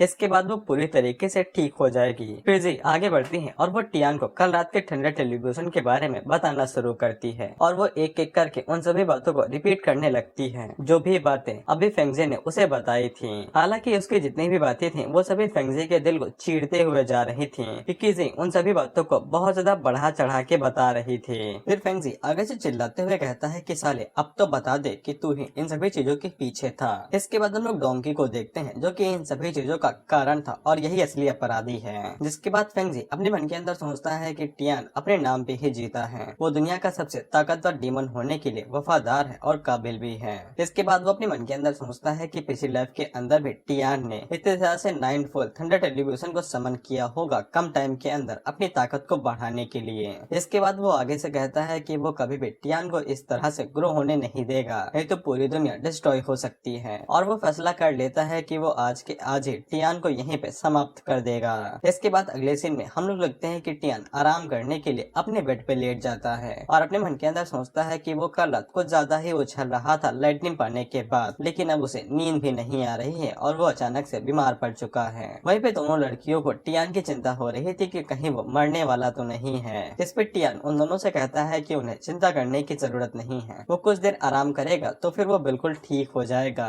टियान उनसे कहता है कि जब उसे होश आएगा तब वो उनके लिए फिर से डिलीशियस खाना बना देगा। उसी टाइम पे फेंगजी को एक तड़कता भड़कता आइडिया आता है और वो टियान से कहता है कि वो 2 दिनों के लिए टियान के लिए खाना बना देगा क्योंकि अभी तक टियान ने उनका काफी ज्यादा ध्यान रखा है। जिससे वो दोनों लड़कियां हैरान हो जाती हैं कि फेंगजी टियान के लिए खाना बनाएगा। हम लोग देखते हैं टियान को इससे कोई भी दिक्कत नहीं थी और टियान अपनी कढ़ाई फेंगजी को दे देता है खाना बनाने के लिए। इसके बाद फेंगजी पीछे मुड़ता है और दोनों से कहता है कि वो दोनों उसकी मदद करें। जिसपे हम लोग देखते हैं कि भाई जी आगे से रोने लगती है और वो बताती है कि जब पिछली बार फेंगजी ने उन दोनों के लिए खाना बनाया था तो फेंगजी का खाना इतना ज्यादा खराब था कि बेचारे जी 3 महीनों तक अपने बेड से उठी नहीं थी। हालांकि फेंगजी को इससे गुस्सा आता है और वो जी के ऊपर एक बुद्धि चटका के वहाँ से निकल जाता है। जिसके बाद हम लोग देखते हैं कि दोनों लड़कियां बाहर खड़ी थी और वो किचन के अंदर से खाना पकाने की आवाज सुन रही थी। हम लोग देखते हैं कि कढ़ाई पे तेल चढ़ा हुआ था और तेल के अंदर 2 बकते पड़ी थी। वहीं पे हम लोग फेंगजी को देखते हैं जो कि आगे से कहता है कि वो यहाँ पे एकदम मस्त चिकन लेग पीस बनाने वाला है। जिसके अगले ही क्षण फेंगजी अपने पास से 4 तरह के पॉइजन बाहर निकालता है, जिनमें से सबसे पहला पॉइजन था एनर्जी डिप्रेशन पिल, दूसरा पॉइजन था बॉडी कोलैप्स पॉइजन, तीसरा पॉइजन था सोल रिवीलिंग डी और चौथा पॉइजन था इम्प्योर सोल वाटर। फिर फेंगजी पॉइजन मिलाते हुए आगे से कहता है कि मार्टियन तुम मुझे भाई गलत मत समझना, ये तुम्हारी ही गलती है कि तुमने मुझे खाना बनाने के लिए दिया है और वैसे भी तुम बहुत ज्यादा ताकतवर हो, इसीलिए खाने में जहर मिलाना ये एकदम कंपलसरी है। इसीलिए कहा जाता है कि रिश्तेदारों को घर पर मत बुलाया कीजिए, वो आस्तीन के सांप से कम नहीं है, वो कभी भी डस सकते हैं। लेकिन अचानक से हम लोग देखते हैं कि भाई कढ़ाई के अंदर से बहुत ज्यादा रोशनी निकलने लगती है और देखते ही देखते कढ़ाई के अंदर जो भी माल था वो पूरा दग जाता है। इससे वहाँ पे तगड़ा धमाका होता है और दोनों लड़कियां भी पीछे गिर जाती हैं और जब हुई भागते हुए अंदर आती है तब वो अपने मास्टर को देखती है तो उसके हालात बिल्कुल भी ठीक नहीं थे। जिसके बाद वो क्लीन बोल्ड हो जाता है। फिर हम देखते हैं कि दोनों डिसाइपल ने अपने मास्टर की मरहम पट्टी कर दी थी। वहीं पे मास्टर अपने मन के अंदर सोचता रहा था कि इस कढ़ाई से अचानक से धमाका कैसे हुआ। इसके बाद जब वो कढ़ाई को उठा के देखता है तब उसके अंदर से सेलेस्टियल गॉड की पावर निकलती है जो कि उसी बंदे की थी। इससे भाई फैंगजी काफी ज्यादा हैरान हो जाता है और वो अपने मन के अंदर सोचता है कि अब उसे समझ में आया कि कल रात टियान ने जानबूझ के उस थंडर टेलीविजन को अट्रैक्ट किया था ताकि वो इस बंदे को पकड़ सके और कढ़ाई के अंदर डाल सके। फिर फैंगजी अपने मन के अंदर सोचता है कि टियान बहुत ज्यादा खतरनाक बंदा है। वो एक नॉर्मल चीज को टॉप टायर का आर्टिफैक्ट बना सकता है और साथ ही में कई सारे ताकतवर अपोनेंट्स को भी अट्रैक्ट कर सकता है, जिससे वो समझ जाता है कि अगर उसे टियान से फ्यूचर में निपटना है तो उसे बहुत ज्यादा चालाकी दिखानी पड़ेगी। उसी टाइम पे टियान भी वहाँ पे आ जाता है, जिससे भाई फैंगजी काफी ज्यादा हैरान होता है। टियान उसे बताता है कि उसने धमाके की आवाज सुनी थी तो वो यहाँ पे चेक करने के लिए आ गया। जिसपे फैंगजी आगे से बताता है कि जब वो खाना बना रहा था तब अचानक से थोड़ा सा धुआं उठने लगा था और कुछ भी नहीं। और वो आगे से कहता है कि उसे छोटी सी चोटें लगी हैं। इस पे टियान भी आगे से कहता है क्या उसे पक्का यकीन है कि उसे सिर्फ छोटी मोटी चोटें लगी हैं। और वो अपने मन के अंदर सोचता है कि तुझे देख के तो ऐसा लगता है कि तुझे आईसीयू में होना चाहिए। वही भी दोनों डिसेबल भी फैंगजी से पूछ रहे थे क्या उसे सच में माइनर चोटें ही लगी हैं। जिसपे फैंगजी आगे से चिल्ला के कह रहा था कि हाँ भाई हाँ। वहीं पे टियान अपने मन के अंदर सोचता है कि ये बुढ़ा एक नॉर्मल किचन के अंदर इतना बड़ा धमाका करेगा तो पक्का अधमरा हो जाएगा, लेकिन इसे तो कुछ भी नहीं हुआ। इसके बाद टियान को ऐसा लगता है कि धमाका करना भी एक कला है। और टियान ने तो ये भी सुन रखा था कि यहाँ पे ऐसे भी कुछ एक्सपर्ट होते हैं जिनके अंदर छुपी हुई हिडन एनर्जी और हिडन पावर होती है। और इसीलिए टियान को ऐसा लगता है कि जो फैंगजी है वो भी उन्हीं एक्सपर्ट्स में से एक आता है जो कि इस तरह के धमाके कर सकता है। लेकिन टियान फिर भी अच्छे बच्चे की तरह फैंगजी से पूछ ही लेता है क्या उसे कोई दिक्कत तो नहीं है और उसे इन चोटों को थोड़ा सा सीरियस लेना चाहिए। और वो आगे से अपनी हेल्प को ऑफर करता है। लेकिन फैंगजी को ऐसा लगता है कि टियान इसी बात का फायदा उठा के उसे इंटेंशनली हार्म कर सकता है। और वो आगे से मना करने ही वाला था कि उसी टाइम पे दोनों बहनें आगे बढ़ती हैं, जो कि फैंगजी को हाथों से पकड़ लेती हैं और उसे उठाते हुए क्लिनिक के अंदर ले जाने लगती हैं। और उसे कहती हैं कि टियान उसे ठीक करने वाला है, इसीलिए उसे बच के नहीं भागना चाहिए। और वो तो एक छोटे बच्चे की तरह सुइयों से डर रहा है। उसी टाइम पे हम लोग हुई को देखते हैं और उसे अचानक से दर्द होता है, जिसके बाद वो घुटनों पर बैठ जाती है। वही उन लोगों को बताती है कि कल रात उसने जो सेशन किया था उसी तरह से उसके अंदर एनर्जी फ्लो कर रही है, जो कि बहुत ज्यादा है। उसी टाइम पे वहाँ पे टियान आता है और जी उसे कहती है कि हुई को फिर से कुछ हो गया है। जिसके अगले सीन में हम लोग देखते हैं कि टियान अपने हाथों की मदद से एक सुई को हुई की बॉडी के अंदर से बाहर निकालता है। और वो उन लोगों को बताता है कि कल जब वो हुई को ठीक कर रहा था तब उसने गलती से एक सुई को अंदर ही छोड़ दिया था, जो कि हुई की बॉडी के अंदर थी। और पता नहीं ये कैसे भूल गया कि एक निडल छूट गई है, कैसा डॉक्टर बनेगा रे तू। जिसपे हुई टियान से कहती है कि उसे ज्यादा सोचने की चिंता नहीं करनी है, अगर टियान कल्ला तो उसके पास ना होता तो वो मारी जा सकती थी। जिसपे टियान उसे कहता है कि हाँ बात तो ठीक है। और उसे तभी याद आता है कि उसे खाना बनाना है और टियान भागते हुए किचन के अंदर चला जाता है खाना बनाने के लिए। जिसके अगले सीन में हम लोग देखते हैं कि टियान जब वापस आता है तब वो अपने साथ पूरा बाउल भर के दलिया लेके आया था। जिसके बाद वो उन लोगों को दलिया सर्व करना शुरू करता है तो उसके दलिये के अंदर से भी बहुत ज्यादा स्पिरिचुअल एनर्जी निकल रही थी। वहीं पे फैंगजी अपने मन के अंदर सोचता है कि टियान उन्हें ये सब खजाने क्यों दिखा रहा है। क्या टियान उनके ऊपर एहसान करके उन्हें अपनी तरफ करना चाहता है ताकि वो उनका फायदा उठा सके। हालांकि फैंगजी अपने मन के अंदर सोचता है कि उसके खुद के वसूल हैं कि वो किसी के सामने झुकेगा नहीं और न ही इवल पाथ के ऊपर जाएगा। लेकिन उसी टाइम पे हम लोग बोई हुई को देखते हैं जो कि अपने दलिया नीचे गिरा देती है। सभी लोगों को उसकी चिंता होने लगती है, लेकिन बोई हुई उन लोगों को बताती है कि वो यहाँ पे ब्रेक थ्रू करने वाली है। इसके बाद देखते ही देखते वो वहाँ पे ब्रेक थ्रू कर लेती है और वो थर्ड स्टेज पे आ जाती है। इससे फैंगजी फिर से हैरान हो जाता है कि हुई ने इतनी जल्दी ब्रेक थ्रू कैसे कर लिया। और उसे याद आता है कि टियान कुछ दिनों से हुई को काफी ज्यादा ट्रीटमेंट दे रहा है। उसने एक्यूपंक्चर मेथड का इस्तेमाल करके उसकी यिन एंड यांग की को भी सर्कुलेट किया था, जिसके बाद इस फॉरेस्ट के अंदर से भी बहुत ज्यादा स्पिरिचुअल एनर्जी निकल रही थी। इससे फैंगजी को समझ में आ जाता है कि इन सभी चीजों की मदद से हुई ने इतनी जल्दी ब्रेक थ्रू कर लिया है। और फैंगजी को समझ में आ जाता है कि अगर वो इनको फॉलो करता है तो वो भी ब्रेक थ्रू कर सकता है। इसके बाद वो जल्दी से आगे बढ़ता है और दलियों को खा लेता है। और वो टियान की तरफ अपना हाथ बढ़ा के कहता है कि उसे भी चोट लगी है, टियान उसके ऊपर भी एक्यूपंक्चर मेथड का इस्तेमाल करे और उसे ठीक कर दे।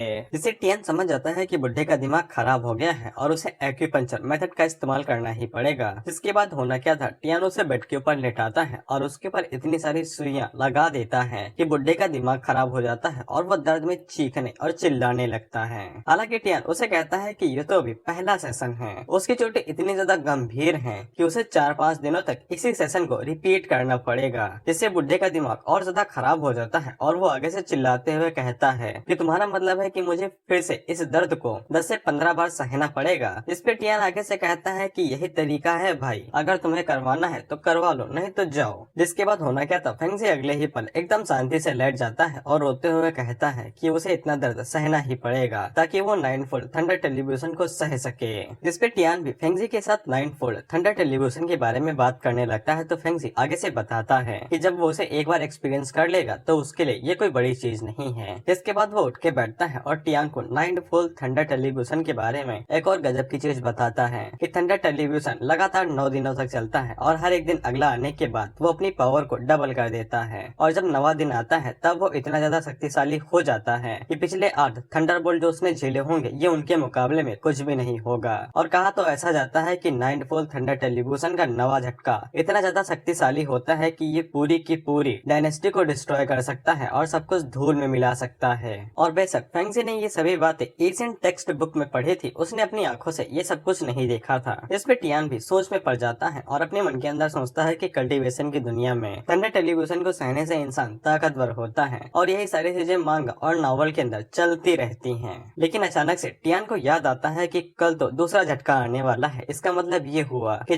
कल जो दूसरा झटका आएगा वो पिछले वाले से और भी ज्यादा शक्तिशाली हो जाएगा। और टियान को एक आइडिया आता है कि अगर वो इसी तरह से झटकों को सहता रहा तो टेलीविजन की पावर बढ़ने की वजह से वो एक बार मर भी सकता है। खैर टियान इसी बात को लेकर भाई मुस्कुरा ही रहा था कि उसी टाइम पे फेंगजी उसके गले को पकड़ता है और हिलाते हुए उससे कहता है कि मैंने तुम्हें उसकी पावर के बारे में एक्सप्लेन किया तो फिर तुम ओया क्यों कर रहे हो? क्या तुम्हारा दिमाग खराब है? मैंने अभी तुम्हें उसकी ताकत के बारे में बताया। इसके बाद फेंगजी को याद आता है कि उसी ने तो अभी यहाँ पे टियान को बताया है कि 9-फोल्ड थंडर टेलीविजन 9वीं बार में बहुत ज्यादा शक्तिशाली हो जाता है और अगर उसको कोई फेस कर लेगा तो उसकी ताकत भी बढ़ जाएगी। यानी कि इसका मतलब ये हुआ कि फेंगजी ने अपने पैरों के ऊपर कुल्हाड़ी मार ली। लेकिन वो बाद में अपने ऐप पर उन सुइयों को देख के कहता है कि चलो मैंने इसका एहसान चुका दिया, इसे ये सब बातें बता के कम से कम मुझे फ्यूचर में अब रिग्रेट नहीं होगा। इसके बाद टियान आगे बढ़ता है और फेंगजी से कहता है कि चलो मैं तुम्हारी सुइयां निकाल देता हूँ, अगली बार आओगे तो कस के गड़ूंगा। वहीं पे फेंगजी अपने मन के अंदर सोचता है कि कुछ दिनों में यहाँ पे बहुत बड़ा झटका होने वाला है, इसीलिए उसे तुरंत अपनी दोनों डिसाइपल के साथ यहाँ से निकलना होगा। लेकिन वो झटका आने में अभी काफी ज्यादा टाइम था, इसीलिए वो यहाँ पे टियान के साथ रुक के उसके ऊपर और ज्यादा नजर रख सकता था। इसके अगले सीन में हम लोग देखते हैं कि टियान फिर से उसी चोटी के ऊपर जाता है। फिर टियान फिर से अपने हाथों में लोहे की कढ़ाई निकालता है और थंडर टेलीविजन से कहता है कि अपने ऊपर कोई भी दया मत दिखाना, जितनी जोर से होके उतनी जोर से झटका दो और अपने आप को मार दो। उसी टाइम पे हम लोग आसमान में देखते हैं तो वो बंदा भाई स्टेबलाइजर ले आया था और वो सुई अपने अंदर लगा के अपने आप को चार्ज कर रहा था और वो इस बात से काफी गुस्सा था कि वो डोंकी को पिछली बार मार नहीं सका था, इसीलिए वो इस बार इस बैटरी का यूज करने वाला था खुद को फुल तरीके से चार्ज करने के लिए। इसके बाद वो इतनी जोर से नीचे झटका मारेगा कि डोंकी के 4 पैर अलग हो जाएंगे। खैर जब वो नीचे झांक के देखता है तब उसे डोंकी तो नहीं लेकिन टियान जरूर दिखाई देता है, जो कि मुस्कुराते हुए अपनी लोहे की कढ़ाई लेके खड़ा था। और तब उसे याद आता है कि जब वो पिछली बार डोंकी को स्ट्राइक देने की कोशिश कर रहा था तब टियान लोहे की कढ़ाई लेके आ गया था, इसीलिए जितने भी स्ट्राइक थी वो सभी टियान की तरफ चले गई थी। और इस बात को जान के इसे फिर से बहुत तेज गुस्सा आता है कि टियान की वजह से ये बंदा डोंकी के ऊपर अपना बदला नहीं ले सका। जिसके बाद वो सीधा टियान के ऊपर हमला करते हुए कहता है कि मैं सबसे पहले तेरी बीन बजाऊंगा, जिसके बाद डोंकी के पीछे जाऊंगा, और आज तो मैंने अपने आप को सुपर चार्ज कर लिया है, इसीलिए तुम्हारे बचने के कोई भी चांस नहीं है, आज तो मैं तुम्हारी छटिया खड़ी कर दूंगा। जिसके बाद हम लोग देखते हैं कि बिजली का झटका टियान के ऊपर लगता है और वहाँ पे बहुत बड़ा धमाका होता है। इसके बाद हम लोग देखते हैं कि लोहे की कढ़ाई नीचे खट्टे से गिरती है और हम लोग टियान को देखते हैं और उसे फिर से एक भी खरोच नहीं आई थी और वो ऊपर चिल्लाते हुए कहता है कि मैं सारी रात यहाँ पे ये कढ़ाई लेके खड़ा रहा लेकिन तुम्हारी बिजली का झटका मेरा कुछ भी नहीं उखाड़ सकी। साले अगर तुम एक आम आदमी को नहीं मार सकते हो तो फिर तुम्हारे आपदा होने का फायदा ही क्या है? तुम्हें ये टाइटल ही छोड़ देना चाहिए कि तुम कोई थंडरबोल्ट हो। जिसपे उस बंदे की भी जल के 4 हो जाती है और वो आगे से कहता है कि इस बार का झटका थोड़ा सा कम चार्ज था, अगली बार डबल चार्ज करके लाऊंगा और तेरी खटिया खड़ी कर दूंगा। जिसके बाद होना क्या था, दिन इसी तरह से बीतते जाते हैं और साइकिल चलता रहता है। वो बंदा टियान के ऊपर हमला करता है लेकिन टियान को एक खरोच तक नहीं आती है और इसी तरह से 8 दिन कंप्लीट हो जाते हैं। जिसके बाद 9वां दिन आ जाता है जो कि सबसे खतरनाक दिन था और सबसे ताकतवर थंडरबोल्ट नीचे गिरने वाला था। हम लोग फेंगजी को देखते हैं जो कि उदास होकर नीचे बैठ जाता है क्योंकि ये देखना चाहता था कि टियान कैसे आर्ट क्या थंडरबोल्ट को झेलेगा और वो कितने दिनों तक इसे सह पाएगा। लेकिन टियान तो सहते सहते 90 दिन पे आ गया, इसीलिए फेंगजी काफी ज्यादा परेशान था, क्योंकि अगर इस दिन की थंडरबोल्ट हल्की सी भी इनके ऊपर गिर गई तो ये लोग राख में बदल जाएंगे। इसके बाद फेंगजी जी से पूछता है कि बाहर का क्या नजारा है, जिसपे जी बताती है कि बाहर तरफ तो आसमान गड़गड़ा रहा है और हर तरफ बिजलियां कड़क रही हैं। इसके बाद हुई पूछती है क्या टियान ठीक रहेगा, आज का दिन सबसे खतरनाक दिन होने वाला है। जिसपे फेंगजी उसे कहता है कि टियान उतना सिंपल नहीं है जितना वो लोग सोचते हैं, और वो अपने मन के अंदर सोचता है कि टियान कैसे न तैसे प्लीज इस थंडर टेलीविजन को झेल जाना, जिससे हमारे बचने के चांसेस रह जाएंगे, नहीं तो अगर वो हमारे ऊपर गिरी तो बचने का कोई भी चांस नहीं है। जिसके बाद हम लोग टियान को देखते हैं जो कि फिर से चोटी के ऊपर बैठ गया था कढ़ाई लेके। इसके बाद वो आगे से मुंह बना के कहता है कि 8 दिन लाइन से गुजर गए लेकिन साला मुझे एक स्क्रैच तक नहीं आया, क्या तुम खुद को थंडर टेलीविजन कह भी सकते हो, आइयो राज कलरना। जिसके बाद हम लोग आसमान में उसी बंदे को देखते हैं जो कि भाई आसपास से बिजली इकट्ठा कर रहा था, और हम लोग देखते हैं कि इस बंदे ने पूरे संसार की बैटरी अपने पास ला रखी थी, और वो टियान से कहता है कि तुम्हें हेवनली टेलीविजन चाहिए ना, मैंने आसपास की जितनी बिजली है उन सभी को इकट्ठा कर लिया है और इस पूरे एरिया के अंदर अब बिजली का एक छोटा सा कण तक नहीं है। मैं तुम्हें ऑनलाइन बिजली का झटका दूंगा जो इतना शक्तिशाली होगा कि तुम्हारी रूह तक कांप जाएगी। इसके बाद वो दोनों हाथों में बिजली इकट्ठा करता है और टियान के ऊपर दे मारता है। हम लोग देखते हैं कि बहुत ज्यादा बिजली टियान के आसपास गिरती है, लेकिन टियान को दर्द की जगह अच्छा फील होने लगता है और वो आगे से मुस्कुराते हुए कहता है कि मुझे तो पता ही नहीं था कि बिजली के झटके सहने से इतना ज्यादा कोमलपन महसूस होता है, अगर ऐसा ही फील होता रहा तो तुम्हें डेली इसे झेलता रहूंगा। इसमें वो बंदा चिढ़ते हुए कहता है कि तुझे अच्छा लग रहा है। जिसके बाद वो फिर से अपनी पावर को बढ़ाता है और नीचे की तरफ एक धमाका होता है। उसी टाइम पे हम लोग डोंकी को देखते हैं और उसके ऊपर उल्लू आके बैठता है। वो डोंकी उल्लू को सिस्टर कहता है और उसे कहता है कि तुम यहाँ पे क्या कर रही हो, जिसपे उल्लू आगे से कहता है कि वो टियान का तमाशा देखने के लिए आया है, क्योंकि टियान का तमाशा काफी ज्यादा मजेदार होता है। इसपे डोंकी उल्लू से कहता है कि उसने मास्टर को नहीं बताया है कि ये लिटिल हेवनली टेलीविजन मास्टर को एक खरोच तक नहीं दे सकता है, क्योंकि हेवनली टेलीविजन का पावर लेवल सिर्फ 100 साल के बराबर है, तो भला कोई ऐसी छोटी सी चीज टियान को क्या ही चोट पहुंचा पाएगी। जिसपे उल्लू आगे से कहता है कि इस कॉन्टिनेंट के ऊपर एक छुपा हुआ नियम है, पावर ऑफ नॉलेज। टियान ने अभी तक जितने भी सालों तक जो पावर इकट्ठा की है नॉलेज के रूप में, वो इतनी ज्यादा शक्तिशाली है कि वो उसे इनविंसिबल बनाती है, इसीलिए कोई छोटी मोटी चीज टियान को छू तक नहीं सकती है, फिर वो चाहे हेवनली टेलीविजन हो या फिर गॉड। उसके पास जो नॉलेज है वो बहुत ज्यादा शक्तिशाली है, यानी कि टियान ने पिछले 100 सालों में जितनी भी नॉलेज को इकट्ठा किया है वो उसकी पावर में बदल गई है। वहीं पे डोंकी उल्लू से पूछती है कि टियान इतना ज्यादा शक्तिशाली है कि वो अपनी कल्टीवेशन को भी रोक नहीं सकता है, और जो 3 लोग यहाँ पे आए हुए हैं वो उसका फायदा उठा रहे हैं। जिसपे उल्लू आगे से कहता है कि मास्टर की जो पावर है वो बहुत ज्यादा है और टियान उसे कंट्रोल नहीं कर सकता है, इसीलिए वो अपने हाथों से जो खाना बनाता है उसी के साथ उसकी पावर मिक्स हो जाती है और वो लोग उस पावर का फायदा ही उठा रहे हैं। और हालांकि टियान उन्हें यहाँ पे रहने दे रहा है क्योंकि वो भी उनसे कुछ काम चाहता है। उसी टाइम पे हम लोग टियान को देखते हैं जो कि नीचे की तरफ आ रहा था और उसे इस बात से काफी ज्यादा निराशा होती है कि वो पूरी रात कढ़ाई लेके खड़ा रहा,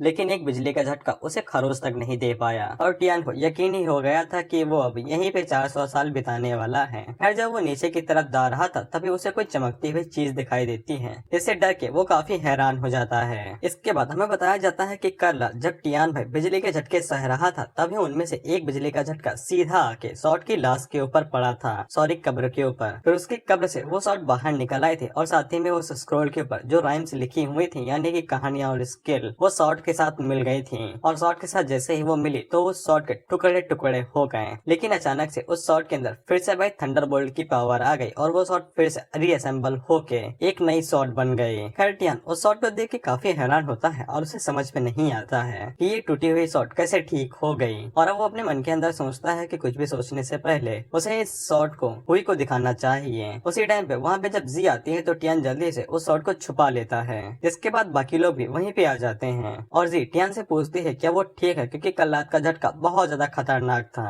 इस पे टियान आगे से कहता है कि वो तो बिल्कुल ठीक है, वो बस हल्का सा भाई सुन्न पड़ गया था, लेकिन थोड़ा बहुत चलने के बाद वो ठीक हो गया है। इसके बाद वो हुई की तरफ देखता है और उसको वो सॉर्ट देते हुए कहता है कि जब वो माउंटेन से वापस आ रहा था तब उसको ये अजीब चीज मिली है और उसे लगता है कि ये चीज उसके लिए काफी ज्यादा जरूरी है। इसके बाद जब हुई उस सॉर्ट को देखती है तब उसे समझ में आ जाता है कि ये उसी की सॉर्ट है और उसे समझ में नहीं आता है कि ये सॉर्ट फिर से ठीक कैसे हो गई। जी फेंगजी से पूछती है कि ये तो उन्हीं की सॉर्ड है, लेकिन ये टूट के फिर से ठीक कैसे हो गई। इस पे फेंगजी के पास भी कोई भी जवाब नहीं था, क्योंकि सॉर्ड इतनी बुरी तरीके से डैमेज हो गई थी कि उसको दोबारा रिपेयर कर पाना नामुमकिन था। लेकिन कुछ रीजन की वजह से ये कह सकता है कि ये बिल्कुल सच है कि सॉर्ड ठीक हो गई है। फिर वो टियान से पूछता है कि उसे ये सॉर्ड कहाँ पे मिली और किस हालात में मिली। इस पे टियान आगे से बताता है कि जब वो वापस आ रहा था तब उसे ये सॉर्ड कबर के ऊपर उड़ते हुए मिली, और जब टियान ने उसे पकड़ा तब उसे समझ में आ गया कि ये हुई की ही सॉर्ड है, भले चाहे दिखने में थोड़ी सी अलग है। फेंगजी तुरंत समझ आता है कि सॉर्ड टियान की वजह से ही ठीक हुई है, क्योंकि टियान ने सॉर्ड के लिए जो पोयम लिखी थी वो पूरी तरीके से सॉर्ड टेक्निक से भरी हुई थी। इसकी मदद से वो सॉर्ड खुद को हील कर पाई और ठीक कर लिया। हालांकि फेंगजी को ये भी पता था कि टियान हुई की मदद करना चाहता है, लेकिन ये दिखा नहीं रहा है। इसके बाद जी टियान से पूछती है कि सॉर्ड तो ठीक हो गई है, लेकिन उसका लेवल क्या होगा और उसमें क्या चेंज आए हैं। इस पे टियान आगे से कहता है कि उसे थोड़ी ना पता होगा, ये तो सिर्फ वही बंदा बता सकता है जो कि सॉर्ड को चलाता है। इसके बाद टियान हुई से पूछता है कि उसे सॉर्ड में क्या बदलाव नजर आ रहा है। इस पे हुई अपनी सॉर्ड को पकड़ती है और अपनी की का इस्तेमाल करते हुए सॉर्ड से 3-4 स्लैशेस मारती है, तो वो स्लैश बहुत ज्यादा शक्तिशाली थे। इसके बाद हम लोग देखते हैं कि जब हुई सॉर्ड के अंदर थोड़ी सी और पावर डालती है, तो हम लोग देखते हैं कि सॉर्ड के जो टुकड़े थे वो भाई अलग हो जाते हैं और इधर उधर घूमने लगते हैं। जब हुई सॉर्ड को फिर से वापस खींचती है तो वो सभी टुकड़े फिर से सॉर्ड में जुड़ जाते हैं, और साथ ही में सॉर्ड के अंदर से हेवनली टेलीविजन भी निकल रहा था। इसे फेंगजी काफी हैरान होकर कहता है कि इस सॉर्ड के पास तो सच में लॉ ऑफ हेवनली टेलीविजन है। क्या ऐसा हो सकता है कि इस सॉर्ड ने कल रात के हेवनली टेलीविजन को एब्जॉर्ब कर लिया था। उसी टाइम पे हम लोग देखते हैं कि वो सॉर्ड खुद ब खुद चलने लग जाती हैं, और जी हुई की तारीफ करती है कि वो तो कमाल की है, लेकिन हुई उसे बताती है कि कमाल की वो नहीं, ये सॉर्ड है। और उसे तो ऐसा फील होता है कि इस सॉर्ड के पास खुद ब खुद सोचने समझने की शक्ति है, और ये सॉर्ड हुई को गाइड भी करती है कि उसे किस तरह से सॉर्ड टेक्निक को यूज करना चाहिए। जिसके बाद हुई आगे बढ़ती है और वो टियान को शुक्रिया कहती है, लेकिन टियान ने उसके सॉर्ड को ठीक कर दिया, जो कि उसके लिए बहुत ज्यादा जरूरी दोस्त है। इस पे टियान आगे से कहता है कि इसकी कोई भी जरूरत नहीं है, क्योंकि टियान ने सिर्फ सॉर्ड को पिक किया था और उसे ठीक नहीं किया था। फिर टियान सॉर्ड को देखते हुए उसके बारे में बात करने लगता है, और तभी हम लोग देखते हैं कि उस सॉर्ड के अंदर से पावर रिलीज होती है और उस सॉर्ड के ऊपर नाम लिख जाता है, जो कि था ली है। जिससे हुई काफी ज्यादा खुश हो जाती है और वो टियान को फिर से शुक्रिया कहती है उसके सॉर्ड को ठीक करने के लिए और उसके ऊपर नाम लिखने के लिए। वहीं पे हम लोग फेंगजी को देखते हैं, जो कि अपने मन के अंदर सोचता है कि टियान बहुत ज्यादा कमाल का है और उसके पास डिवाइन पावर भी है, जिसकी मदद से उसने सॉर्ड को ठीक कर दिया और उसे डिवाइन लेवल की सॉर्ड बना दिया। लेकिन फेंगजी अपने मन के अंदर सोचता है कि टियान उन लोगों के ऊपर इतने ज्यादा एहसान क्यों कर रहा है। क्या ऐसा हो सकता है कि टियान अपनी आर्मी तैयार करना चाहता हो, जिसके लिए उसे लोग चाहिए, और इसीलिए वो उनके ऊपर फेवर करके उन्हें अपनी तरफ करना चाहता है। हालांकि फेंगजी इसके लिए साफ मना कर देता है, क्योंकि वो लोग राइटियस हैं और वो कभी भी एवल पाथ के ऊपर नहीं चलेंगे। फिर हम लोग देखते हैं कि हुई टियान को शुक्रिया कहती रहती है कि टियान ने बिना किसी चीज के बदले में उसके सॉर्ड को ठीक भी कर दिया और उसे नाम भी दे दिया। वहीं पे टियान कहता रहता है कि इसकी कोई भी जरूरत नहीं है। लेकिन हम लोग देखते हैं कि जब हुई शुक्रिया अदा कर ही रही थी, तभी अचानक से उसे कुछ फील होता है और उसकी पावर इतनी बढ़ जाती है कि उसके जितने भी कपड़े थे वो सभी फट जाते हैं, जैसे सभी लोग हैरान। वहीं पे टियान को सीधा जन्नत दिखाई देती है और इस वजह से उसकी नाक से खून बहता है और वो डायरेक्ट क्लीन बोल्ड हो जाता है। इसे सभी लोगों को अब हुई की जगह पे टियान की चिंता होने लगती है। इसके बाद हम लोग देखते हैं कि दोनों बहनें आपस में बातें कर रही थी, जहाँ पे हुई जी को बताती है कि उसकी शॉर्ट पावर इतनी ज्यादा है कि वो शॉर्ट की को कंट्रोल ही नहीं कर पा रही है, इस वजह से उसके कपड़े फट जाते हैं। लेकिन कुछ टाइम तक प्रैक्टिस करने के बाद शायद से वो उसे कंट्रोल करने में माहिर हो सकती है। जिसके बाद हम लोग टियान को देखते हैं, जो कि बाहर था, और वो अपनी नाक पोंछते हुए कहता है कि हुई की ताकत बहुत ज्यादा अच्छी है, यहाँ तक कि वो कपड़े फाड़ने में भी बहुत ज्यादा अच्छी है। इसके बाद टियान को याद आता है कि अब हुई की ताकत बढ़ चुकी है, इसीलिए अगर वो दोबारा से हुई को टल्ली कर दे और दोबारा अपने ऊपर हमला करवाए तो उसके मरने के चांसेस अब ज्यादा हैं। जिसके बाद वो फिर से वहाँ पे हंसने लगता है।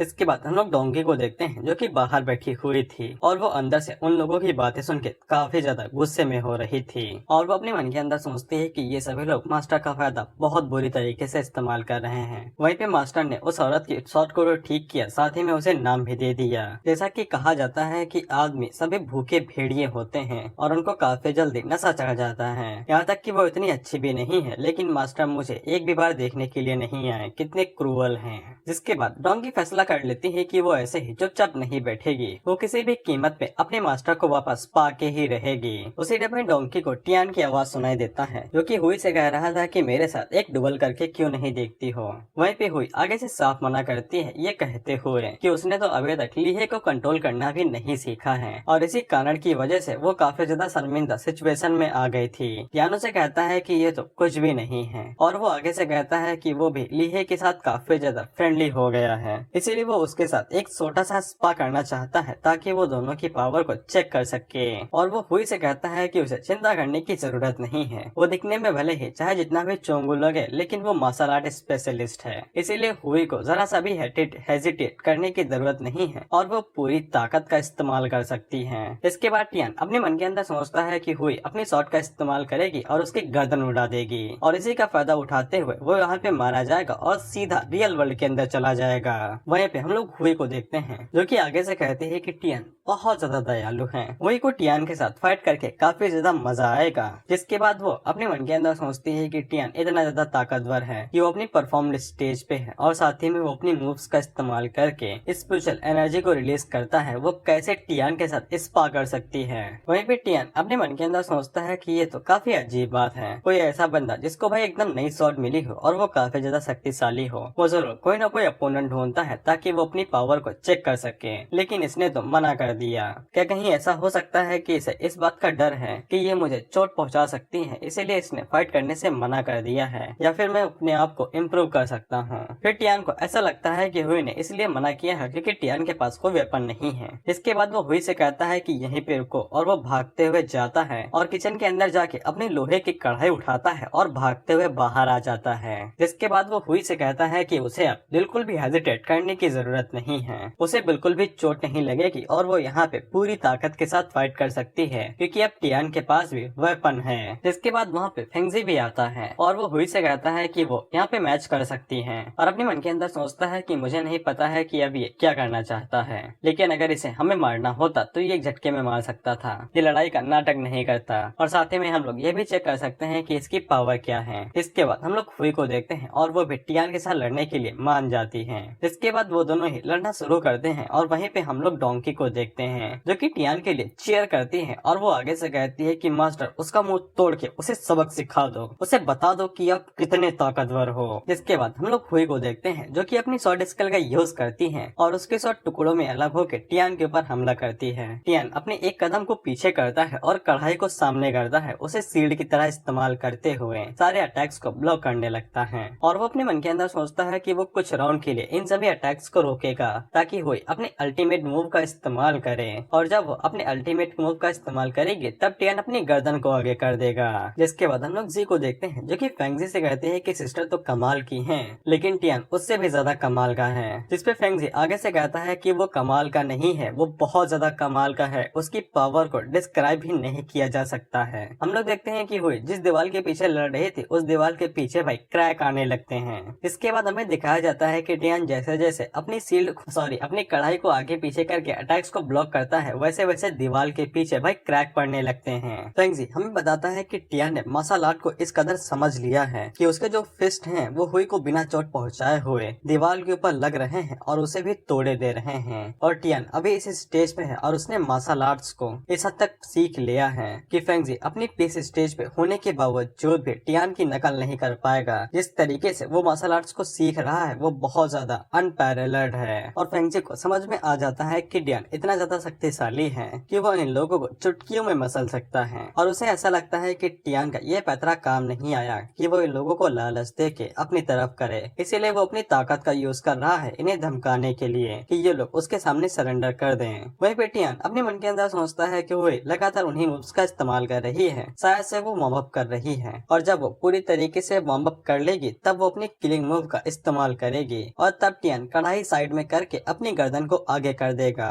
जिसके बाद हम लोग हुई को देखते हैं जो कि भाई अपना एक मूव लेने के लिए रेडी हो रही थी। टियान को ऐसा लगता है कि हुई अपना अल्टीमेटेड मूव यूज करने वाली है। जिसके बाद हम लोग देखते हैं कि हुई अपनी शॉट को ऊपर करती है तो ऊपर से जितनी भी थंडर थी वो उसकी शॉट के अंदर एब्जॉर्ब होने लगती है। जिसके बाद वो उसी के साथ टियान के ऊपर अटैक करती है और उसे कहती है कि ये झेल लो। हम देखते हैं कि टियान अपनी कढ़ाई को नीचे करता है और गर्दन को आगे कर देता है और अपने मन के अंदर सोचता है कि मैं इसी पल का इंतजार कर रहा था कि कब मुझे इन सभी चीजों से शांति और सुकून मिलेगा। फिर हम देखते हैं कि टियान पूरी तरीके से रेडी था अपनी गर्दन कटवाने के लिए और वो अपने मन के अंदर सोचता है कितनी पावरफुल स्ट्राइक पक्का उसके गले को काट देगी। जिसके बाद हम लोग देखते हैं कि जी हुई से कहती है कि वो जल्दी से अपने मूव को वापस ले लें। जिसपे हुई आगे से कहती है कि इसके लिए काफी देर हो चुकी है, अब कुछ भी नहीं हो सकता है। हम लोग देखते हैं कि उस थंडरबोल्ट के अंदर से वही बंदा बाहर निकलता है जो कि टियान के ऊपर बहुत ज्यादा गुस्सा था, इसीलिए वो टियान के ऊपर बहुत बड़ा धमाका करता है, लेकिन टियान को कुछ भी नहीं होता है और जो हुई की शॉट थी वो फिर से नीचे गिर जाती है, जिससे टियान फिर से निराश और अपने मन के अंदर सोचता है कि साला मुझे ऐसा क्यों फील होता है कि मैं मारा जाऊंगा, लेकिन बाद में सारी चीजें बेकार चली जाती हैं, आखिर में मरूंगा भी कि नहीं। इसके बाद टियान अपनी एक आंख खोल के देखता है, तब उसके सामने वो लोग थे, यानी कि नहीं मरा। इसके बाद वो आगे बढ़ती है और वो टियान से माफी मांगती है कि उसकी वजह से ये सभी चीजें हुई। हालांकि टियान आगे से कहता है कि उसकी कोई भी गलती नहीं है, क्योंकि वो खुद उसके साथ स्पा करना चाहता था और वो अपने मन के अंदर सोचता है कि हुई ने अपने हमले को शायद से आखिरी वक्त पे रोक लिया होगा और मैं नहीं मरा, पता नहीं मेरी जिंदगी का ये चक्रव्यूह कब खत्म होगा। वहीं पे हम लोग हुई को देखते हैं, अब वो टियान से भाई भर भर के माफी मांग रही थी, लेकिन टियान ने उसके ऊपर इतने एहसान कर दिए थे कि वो कर्जे में डूब चुकी थी। वहीं पे फेंगजी हुई से कहता है कि उसे समझ में नहीं आया है कि टियान उसके साथ क्या करना चाहता था। इसके बाद फेंगजी हुई से कहता है कि जरा लीहे को फिर से रिएक्टिव करना, जिस पे जब लीहे शॉट को फिर से रिएक्टिवेट करती है तो इस बार हुई लीहे को काफी अच्छे तरीके से कंट्रोल कर पा रही थी। इस पे फेंगजी हुई को बताता है कि टियान उसकी मदद कर रहा था ताकि वो लीहे को और भी अच्छे से कंट्रोल कर सके, क्योंकि हेमिल टेलीविजन को एब्जॉर्ब करने के बाद वो काफी ज्यादा अनस्टेबल हो गई थी, इसलिए टियान ने उसके साथ स्पा किया और उसकी मदद की, जिस वजह से वो अब लीहे को और भी अच्छे से कंट्रोल कर पा रही है। और टियान के स्पा करने की वजह से शॉट के अंदर जो स्पिरिट फंसी हुई थी वो अवेकन हो गई, इसीलिए टियान का इंटेंशन यही थे और उसने जानबूझ के उसके साथ स्पा किया था। जिसके बाद से आगे बढ़ती है और वो हुई की तारीफ करने लगती है और वहीं पे डोंगे इस बात से गुस्सा हो रही थी कि टियान ने फिर से इन लोगों के ऊपर फेवर किया। वहीं पे हम लोग टियान को देखते हैं जो पूरी तरीके से टूट गया था, बेचारा डिप्रेशन में जा चुका है और सोच रहा था कि पता नहीं दोबारा स्पा करने का मौका मिलेगा कि नहीं मिलेगा, दोबारा मरने का मौका मिलेगा कि नहीं मिलेगा। वहीं पे फेंगजी अपने मन के अंदर सोच रहा था कि टियान उनके ऊपर एहसान पे एहसान करे जा रहा है, जबकि वो अपनी बिफोर वाली सेल्फ से अभी ज्यादा शक्तिशाली है, वो चाहे तो दुनिया को डिस्ट्रॉय कर सकता है। और फेंगजी को ऐसा लगता है कि टियान उन्हें सच में अपनी तरफ करना चाहता है।